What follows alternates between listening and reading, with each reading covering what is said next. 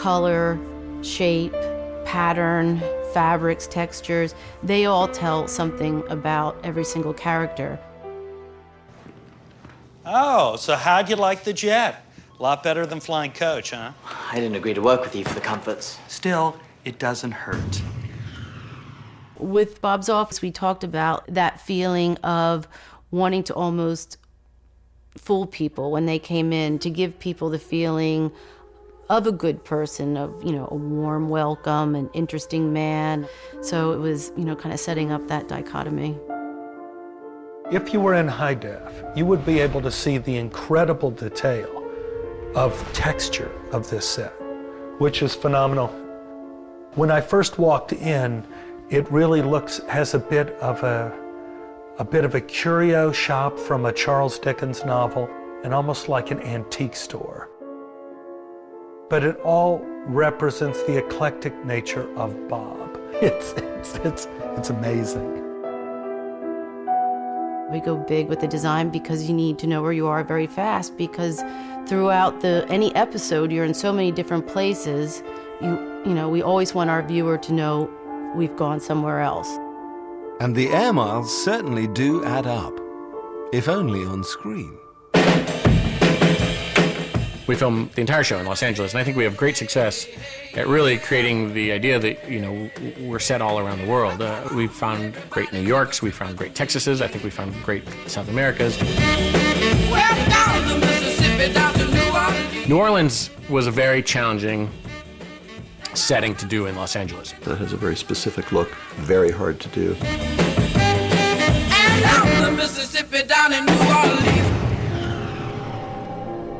The New Orleans stuff was a bit of a challenge because it's supposed to be post-Katrina, which for us was very difficult to try and pull off convincingly. And obviously, architecturally, the neighborhoods are very different. After much searching, the exterior of the house was found in an old LA neighborhood called West Adams. But it was down to the art department to build the interior on their studio soundstage. There is a house in New Orleans they call the rising sun. Ruth Amon designed a great house, and I think it had a very eclectic feeling, and there was a lot of strong colors, and you got the sense that different families had lived in it at different times, and it had been sort of built up and layered.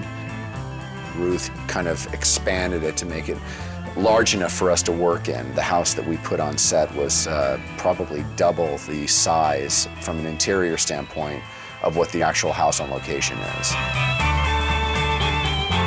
It had, you know, a multi-generational family there. They wanted me to bring, you know, my own personal photos, so it really genuinely felt like a family. When I step into this house, I feel like I'm in another world, so it's really cool. You always want to build because you get to make it your own, and it feels like, you know, whatever you draw, someone, you know, will build and paint. But if you can't really do it right, then it's so much better to use a location. Burger Bonanza, for instance.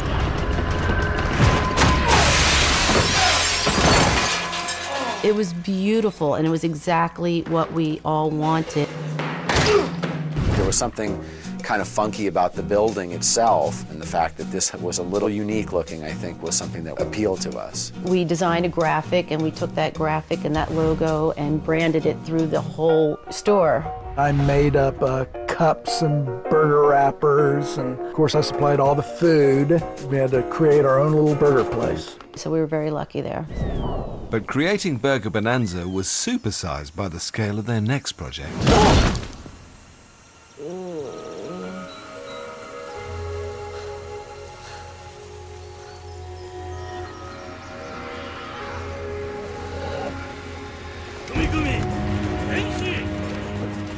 Creating feudal Japan was one of the toughest designs I've ever had to do, because you're starting from essentially nothing. There aren't any feudal Japan stores out there. It's not like we had old photos of the periods. And plus, we're in California, which isn't like Japan at all. in the final episode of season 1 where he teleports back into feudal Japan, we had this gorgeous hillside with this grass when he ends up in the middle of the battle.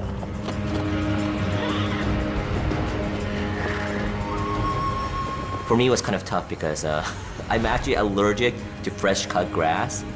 So at the end of season 1, you saw Hero flunk, have the head face dug right into the grass.